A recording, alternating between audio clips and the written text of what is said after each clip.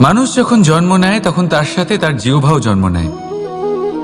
কিছু বছর পরে তার দাঁতও ওঠে, আর বৃদ্ধ অবস্থায় এই দাঁত তার সঙ্গ ছেড়ে চলে যায়, কিন্তু জিহ্বা তখনও সঙ্গ দেয়। কারণ দাঁত কঠোর হয় কিন্তু জিহ্বা কোমল হয়। ঠিক সেরকমই আপনি আপনার অস্তিত্ব বেশি সময় অবধি অক্ষুণ্ণ রাখতে চাইলে আপনাকে জিহ্বার মতো কোমল আর নমনীয় হতে হবে, যাতে যেমনই পরিস্থিতি আপনার সম্মুখে আসুক, চড়াই আসুক বা উতরাই, দুঃখ আসুক অথবা সুখ, ক্ষতি হোক বা লাভই হোক, আপনার অস্তিত্ব যেন না ক্ষুণ্ণ হয়। কঠোর হওয়ার ফলে আপনার ভেঙে পড়ার সম্ভাবনা অনেক বেড়ে যায়। সমস্যা যেমনই হোক, দুঃখ আসুক অথবা সুখ, কোমলতার সাথে সাহসের সাথে তার সম্মুখীন হন। রাধা রাধা। মানুষের কোন বিষয়ে অহংকার থাকে? সময়, ক্ষমতা, শরীর আর সম্পত্তি। আর এই চারটেই সর্বদা সঙ্গে থাকে না। কি বিচিত্র ব্যাপার! আপনি নিজেই দেখুন। সময় আজ ভালো হলেও কাল অবশ্যই খারাপ হতে পারে। ক্ষমতা আজ আপনার থাকলেও কাল তা নাও থাকতে পারে। এই শরীরটা তো নশ্বরই বটে। যত আপনি বার্ধক্যের দিকে অগ্রসর হবেন, দুর্বল হতে থাকবেন, সৌন্দর্য ক্ষীণ হতে থাকবে। আর সম্পত্তি আজ আপনার, কাল অন্য কারোর হয়ে যাবে। আর এই সমস্ত নশ্বর জিনিসে মন কেন্দ্রীভূত করতে করতে ব্যক্তি ভুলে যান সেই বিষয়গুলি যা সর্বদা আপনার সাথে থাকবে, আপনার ঢাল হবে, আপনার সম্বল হয়ে থাকবে। আর তা হল আপনার স্বভাব, বুদ্ধি, সৎসঙ্গ আর খাঁটি সম্পর্ক। নিজের স্বভাব শীতল রাখুন, কর্মে বুদ্ধির পরিচয় দিন, সর্বদা ভালো মানুষের সাথে সময় কাটান, আর খাঁটি সম্পর্ক সর্বদা পালন করুন। জীবনে সর্বদা সুখী হবেন। রাধা রাধা। কথায় আছে যে ভাগ্যের খেলা অত্যন্ত বিকট হয়। দেবতারাও বুঝতে পারেন না যে এই খেলা কি। আমরা তো শুধু সাধারণ মানুষ। ঠিক আছে, সিদ্ধান্তের কথা বলি। সিদ্ধান্ত নেওয়া তো আপনারই হাতে আছে। কেন? দেখুন, ভাগ্য আপনার সিদ্ধান্ত পাল্টাতে পারে না, কিন্তু আপনার সিদ্ধান্ত, এটা আপনার ভাগ্য অবশ্যই পাল্টাতে পারে। তাই ভাগ্যের উপরে নির্ভরশীল থাকবেন না।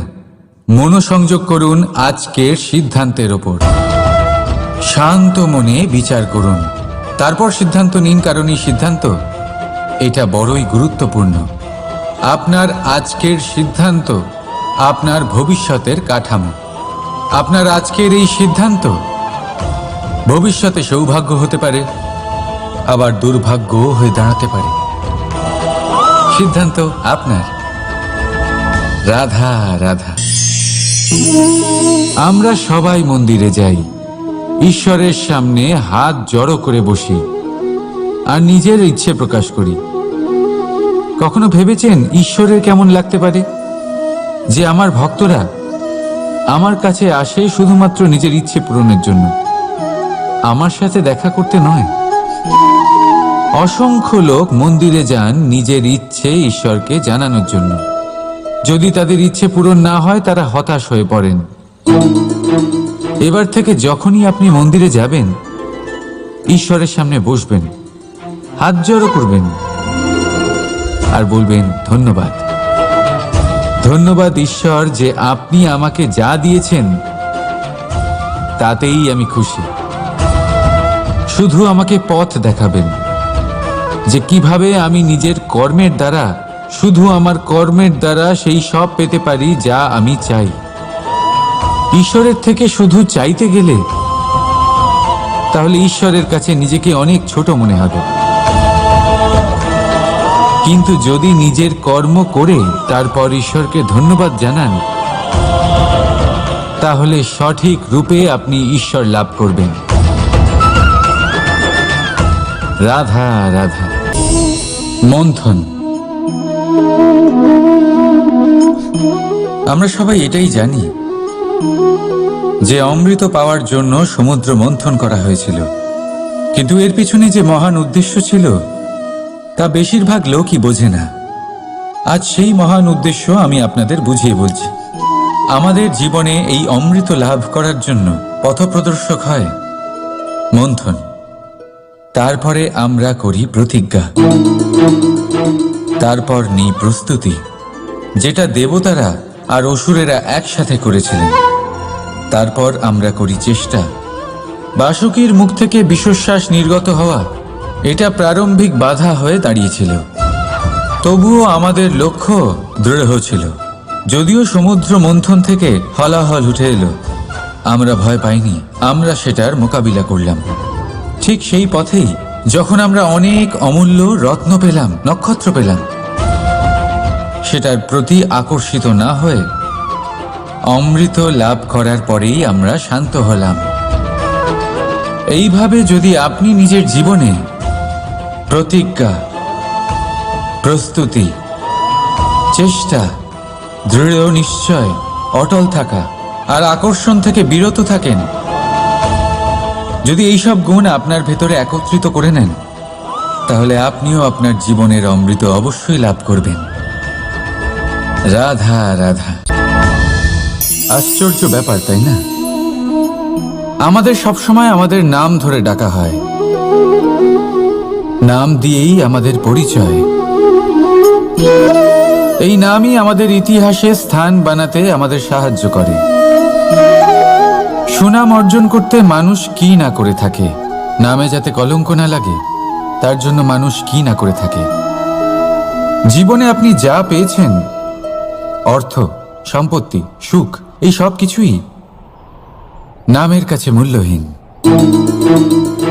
নাম সর্বদা উচ্চস্থানে থাকে। এই নামকরণের অনুষ্ঠান আমাদের কাছে অত্যন্ত গুরুত্বপূর্ণ। এবারে আপনার কি মনে হয় আমি কোন নামের কথা বলছি? সেই নাম যা আমরা জন্ম থেকে পেয়েছি? না, আমি সেই নামের কথা বলছি যা আমরা নিজের কর্ম দ্বারা অর্জন করেছি।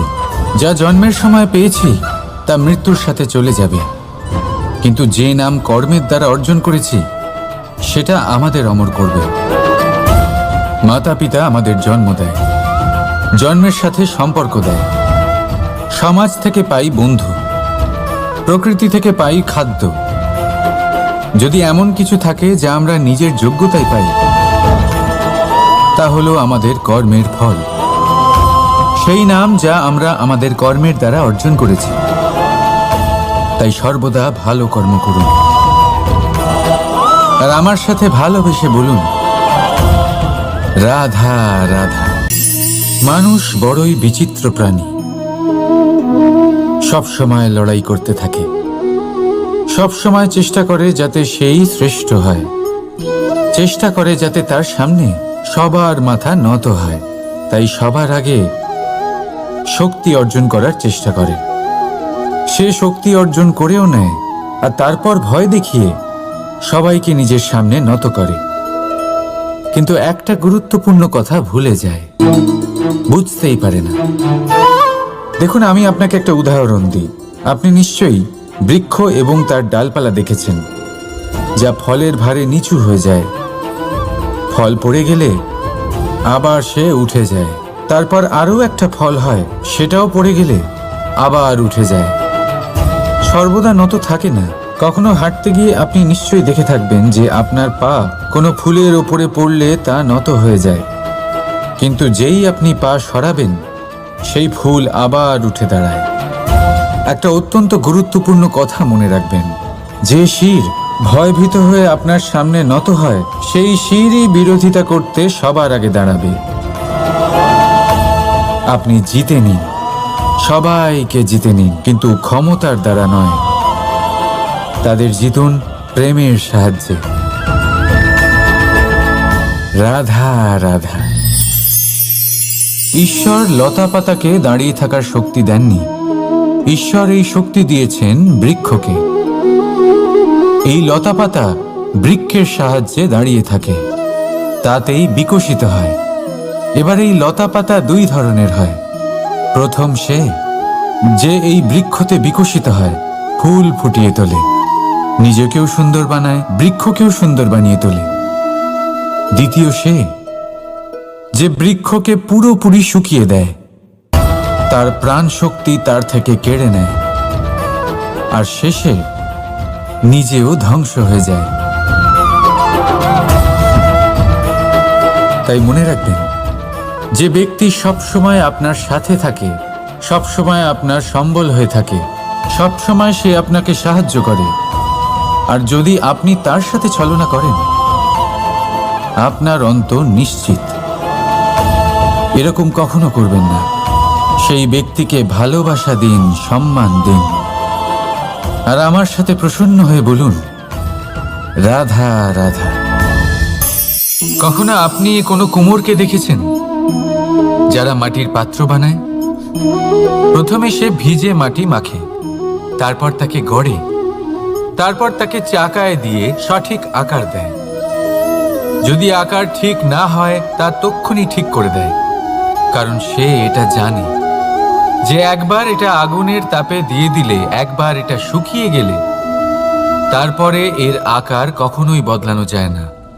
এখানে লুকিয়ে আছে একটা শিক্ষা, সমস্ত মাতা পিতার জন্য একটা শিক্ষা। মাতা পিতাও তো এরকমই হন। তাদের নিজেদের সন্তানকে সঠিক সময় মতো শ্রেষ্ঠ শিক্ষা দেওয়া উচিত। মাতা পিতা যেন কখনো তাদের বিধাতা না হতে চান, কিন্তু প্রতিটা মুহূর্তে সবসময় চেষ্টা করুন তাদের সঠিক পথ দেখানোর। কখনো কোমলতা দিয়ে, কখনো ভালোবাসা দিয়ে, আর কখনো কঠোর হয়ে তার জীবনকে, তার ব্যক্তিত্বকে আকার দেওয়ার চেষ্টা করুন। কারণ যেমন মাটি একবার শুকিয়ে গেলে তারপর সেই পাত্রের আকার বদলানো যায় না, ঠিক সেইভাবেই আয়ুর বৃদ্ধির সাথে সন্তানের শিক্ষা কখনোই বদলানো যায় না। তা মনে রাখবেন। রাধা রাধা। আপনি কি কখনো কোনো প্রজাপতি দেখেছেন? ভালো নিশ্চয়ই লাগে। আসলে প্রজাপতি কার না ভালো লাগে? ছোট হোক বা বড়, প্রজাপতিকে সবার ভালো লাগে। এবারে ভাবুন, এই প্রজাপতির সূত্রপাত কি করে হয়?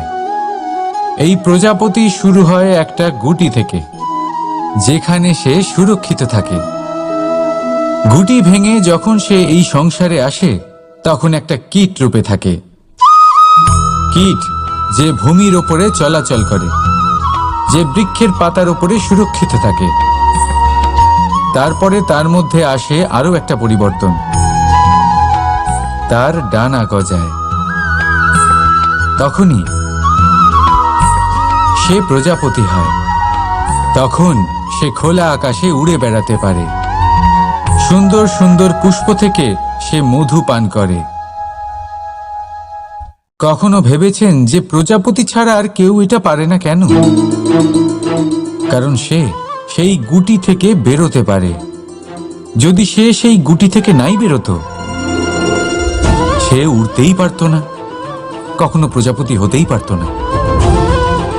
আমাদের সাথেও ঠিক এটাই হয়। আমরা সবসময় সেখানেই থাকতে চাই যেখানে আমরা সুরক্ষিত থাকি। সেই সুরক্ষা চক্রেই আমরা থাকতে চাই, কিন্তু এই বিকাশ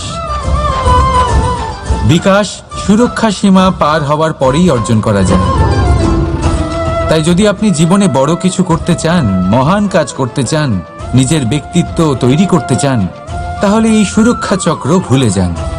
সুরক্ষা সীমা লঙ্ঘন করুন, এগিয়ে যান, প্রতিকূলতার সম্মুখীন হন, কঠিন পরিস্থিতির সম্মুখীন হন, সাহস করে এগিয়ে চলুন, আরো শক্তিশালী হয়ে উঠুন।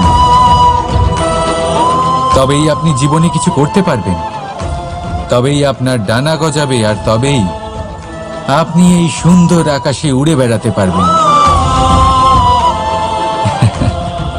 রাধা রাধা।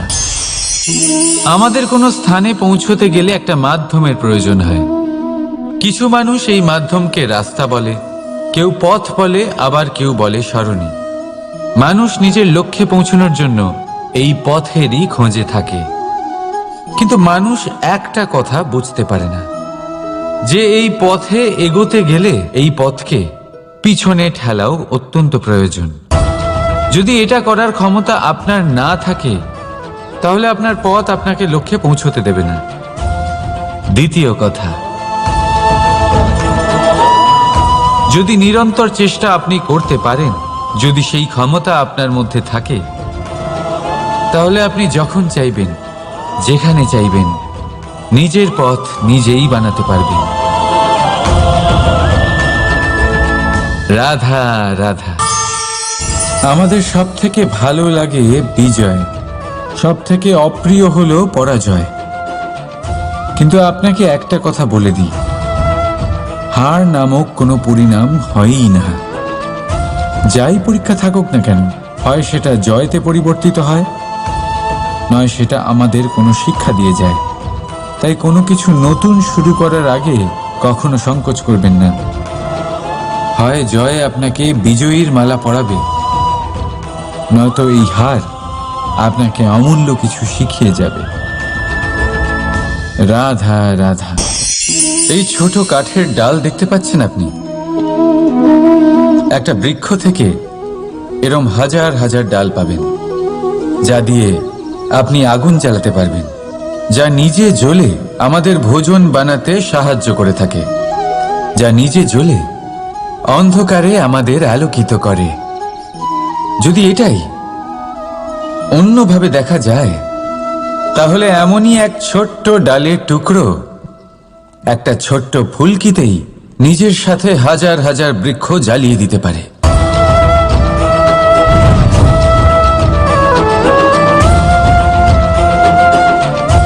পার্থক্য কোথায়? পার্থক্য হলো শুধু দৃষ্টিভঙ্গিতে, মানসিকতায়। যদি এই মন শীতল রাখেন, শান্ত রাখেন, তাহলে অসংখ্য মানুষের জীবন আলোকিত করবেন। যদি ক্রোধ আর অহংকারের আগুনে জ্বলতে থাকেন, তাহলে শুধুমাত্র বিনাশ করবেন। সিদ্ধান্ত আপনার। রাধা রাধা। আজ বিজয়া দশমী, সেই দিন যবে শ্রীরাম রাবণকে বধ করেছিলেন। এ হলো সেই দিন যেদিন শ্রীরাম লঙ্কা জয় করেছিলেন। লোকে বলে এটা খারাপের বিরুদ্ধে ভালোর জয়ের প্রতীক। এটাকে দেখার আরো একটা দিক আছে। আগে হ্যাঁ, এটা ভালোবাসার জয়ের প্রতীক, এটা পরিবারের জয়ের প্রতীক। আপনি তো নিশ্চয়ই জানেন যে রাবণ মহাজ্ঞানী ছিল, মহা শক্তিশালী ছিল, মহাদেবের পরম ভক্ত ছিল রাবণ। এবার যে ব্যক্তি কৈলাস পর্বত তুলতে পারত, সেই ব্যক্তি নিজে এক কাটা বৃক্ষের মতো শ্রীরামের চরণে পড়েছিল। সমস্ত বাধা আপনি অতিক্রম করবেন। রাধা রাধা। আপনি কি কখনো শুনেছেন হরিণ সিংহের থেকে পালানোর বদলে তার সাথে লড়াই করেছে? হরিণ সিংহকে আক্রমণ করেছে, কখনো শুনেছেন? কখনো না। কিন্তু এরকম হতেই পারে, এরকম হয়েই থাকে। আর এটা তখনই হয় যখন হরিণের শাবক বিপদে পড়ে। যখন তার সিংহের কবলে পড়ার ভয় থাকে, তখন হরিণীও এসে সিংহের সাথে লড়াই করতে থাকে। কারণ সে একজন মা, আর মা তার সন্তানের জন্য সবকিছু করতে পারে। এ হলো মায়ের স্নেহ, যেটা যত নরম হতে পারে ঠিক ততটাই কঠোরও হতে পারে। আর তার সন্তানের মঙ্গলের জন্য সে ক্রোধের সমস্ত সীমা পার করে তার সন্তানকে রক্ষা করেই ছাড়বে। আর সেই জন্যই তো মাকে সন্তানের জীবনে সব থেকে বড় ঢাল বলা হয়। এই মাকে আমার শত কোটি প্রণাম। রাধা রাধা। নবরাত্রির শুভ সূচনা হয়ে গেছে, আর এই সময় অত্যন্ত শুভ, কারণ এই সময় জগৎ মাতার সাথে জড়িত। মা কত ছোট একটা শব্দ, কিন্তু যদি ভালোভাবে দেখেন তাহলে সমগ্র সংসার এই শব্দের মধ্যে লুকিয়ে।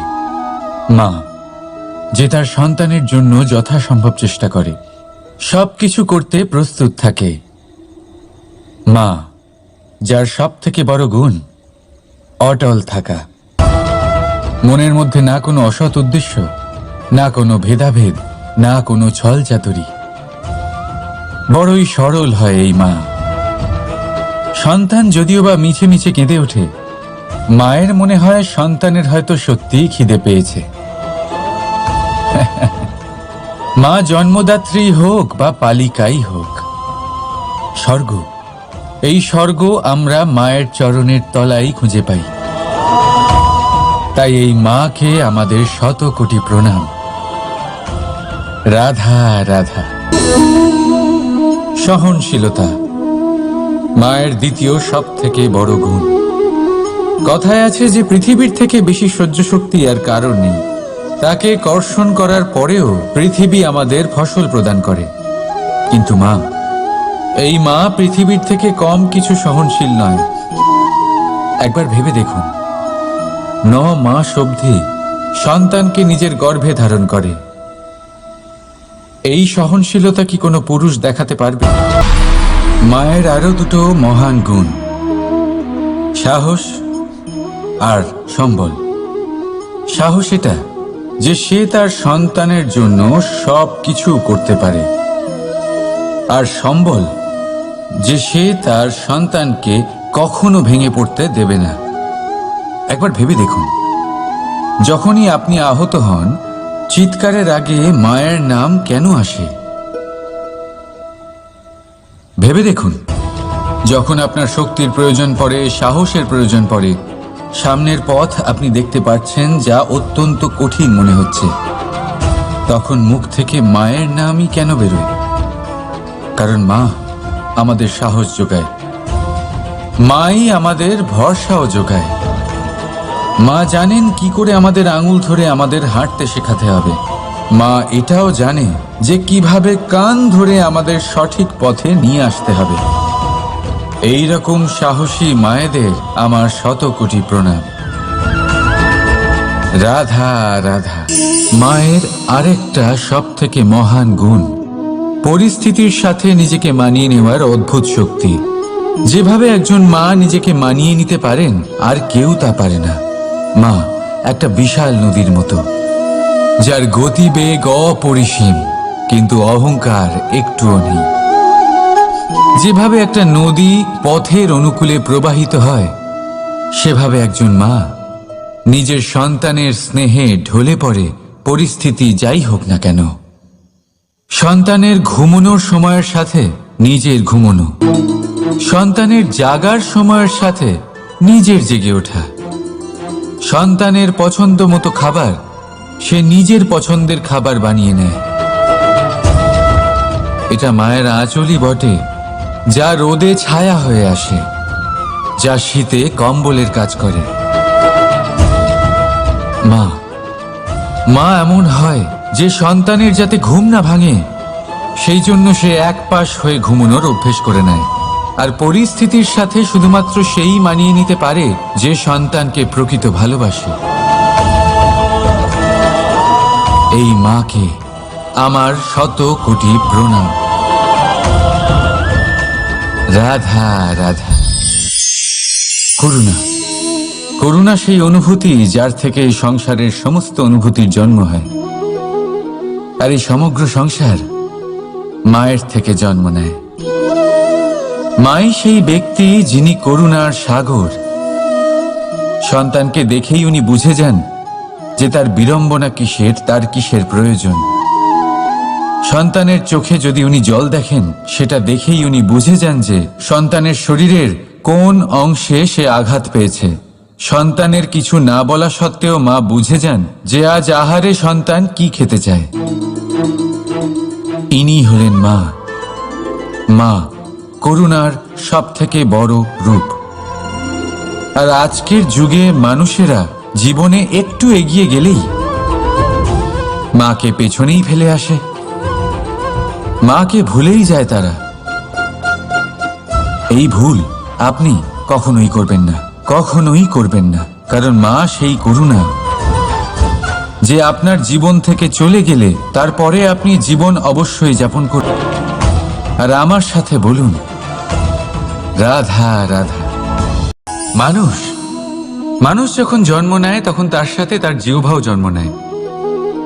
কিছু বছর পরে তার দাঁতও ওঠে, আর বৃদ্ধ অবস্থায় এই দাঁত তার সঙ্গ ছেড়ে চলে যায়, কিন্তু জিহ্বা তখনও সঙ্গ দেয়। কারণ দাঁত কঠোর হয় কিন্তু জিহ্বা কোমল হয়। ঠিক সেরকমই আপনি আপনার অস্তিত্ব বেশি সময় অবধি অক্ষুণ্ণ রাখতে চাইলে আপনাকে জিহ্বার মতো কোমল আর নমনীয় হতে হবে, যাতে যেমনই পরিস্থিতি আপনার সম্মুখে আসুক, চড়াই আসুক বা উতরাই, দুঃখ আসুক অথবা সুখ, ক্ষতি হোক বা লাভই হোক, আপনার অস্তিত্ব যেন না ক্ষুণ্ণ হয়। কঠোর হওয়ার ফলে আপনার ভেঙে পড়ার সম্ভাবনা অনেক বেড়ে যায়। সমস্যা যেমনই হোক, দুঃখ আসুক অথবা সুখ, কোমলতার সাথে সাহসের সাথে তার সম্মুখীন হন। রাধা রাধা। মন্থন। আমরা সবাই এটাই জানি যে অমৃত পাওয়ার জন্য সমুদ্র মন্থন করা হয়েছিল, কিন্তু এর পিছনে যে মহান উদ্দেশ্য ছিল তা বেশিরভাগ লোকই বোঝে না। আজ সেই মহান উদ্দেশ্য আমি আপনাদের বুঝিয়ে বলছি। আমাদের জীবনে এই অমৃত লাভ করার জন্য পথপ্রদর্শক হয় মন্থন। তারপরে আমরা করি প্রতিজ্ঞা, তারপর নিই প্রস্তুতি, যেটা দেবতারা আর অসুরেরা একসাথে করেছিলেন। তারপর আমরা করি চেষ্টা। বাসুকীর মুখ থেকে বিশ্বশ্বাস নির্গত হওয়া এটা প্রারম্ভিক বাধা হয়ে দাঁড়িয়েছিল, তবুও আমাদের লক্ষ্য দৃঢ় ছিল। যদিও সমুদ্র মন্থন থেকে হলাহল উঠে এলো, আমরা ভয় পাইনি, আমরা সেটার মোকাবিলা করলাম। ঠিক সেই পথেই যখন আমরা অনেক অমূল্য রত্ন পেলাম, নক্ষত্র পেলাম, সেটার প্রতি আকর্ষিত না হয়ে অমৃত লাভ করার পরেই আমরা শান্ত হলাম। এইভাবে যদি আপনি নিজের জীবনে প্রতিজ্ঞা, প্রস্তুতি, চেষ্টা, দৃঢ় নিশ্চয়, অটল থাকা আর আকর্ষণ থেকে বিরত থাকেন, যদি এইসব গুণ আপনার ভেতরে একত্রিত করে নেন, তাহলে আপনিও আপনার জীবনের অমৃত অবশ্যই লাভ করবেন। রাধা রাধা। মানুষের কোন বিষয়ে অহংকার থাকে? সময়, ক্ষমতা, শরীর আর সম্পত্তি। আর এই চারটেই সর্বদা সঙ্গে থাকে না। কি বিচিত্র ব্যাপার! আপনি নিজেই দেখুন। সময় আজ ভালো হলেও কাল অবশ্যই খারাপ হতে পারে। ক্ষমতা আজ আপনার থাকলেও কাল তা নাও থাকতে পারে। এই শরীরটা তো নশ্বরই বটে।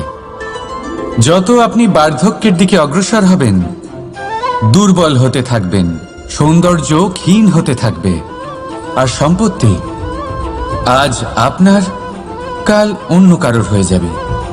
আর এই সমস্ত নশ্বর জিনিসে মন কেন্দ্রীভূত করতে করতে ব্যক্তি ভুলে যান সেই বিষয়গুলি যা সর্বদা আপনার সাথে থাকবে, আপনার ঢাল হবে, আপনার সম্বল হয়ে থাকবে।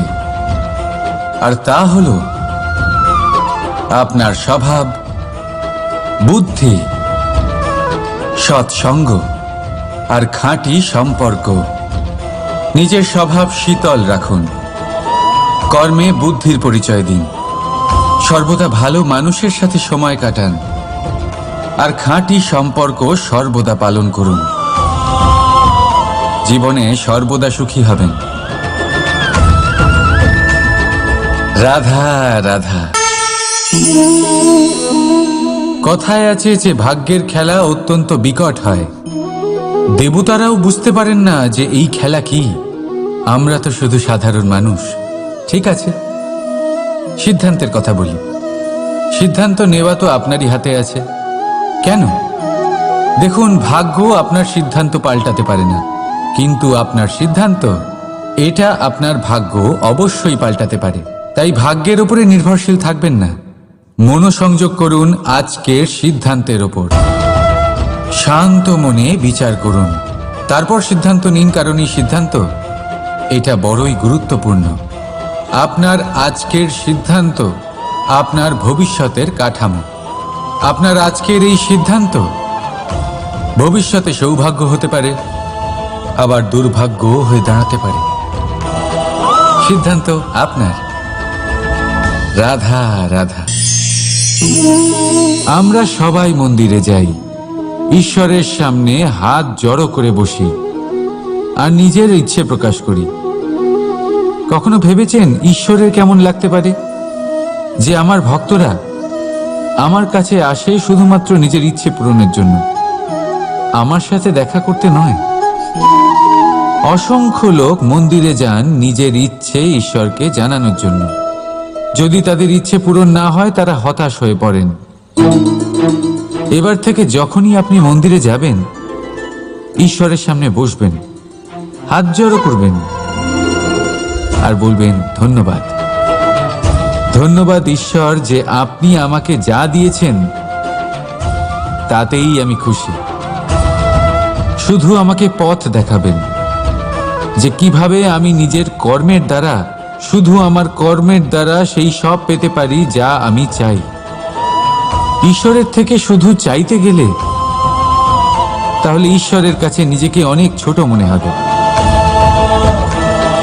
কিন্তু যদি নিজের কর্ম করে তারপর ঈশ্বরকে ধন্যবাদ জানান, তাহলে সঠিক রূপে আপনি ঈশ্বর লাভ করবেন। রাধা রাধা। আশ্চর্য ব্যাপার, তাই না? আমাদের সবসময় আমাদের নাম ধরে ডাকা হয়, নাম দিয়েই আমাদের পরিচয়। এই নামই আমাদের ইতিহাসে স্থান বানাতে আমাদের সাহায্য করে। সুনাম অর্জন করতে মানুষ কি না করে থাকে, নামে যাতে কলঙ্ক না লাগে তার জন্য মানুষ কি না করে থাকে।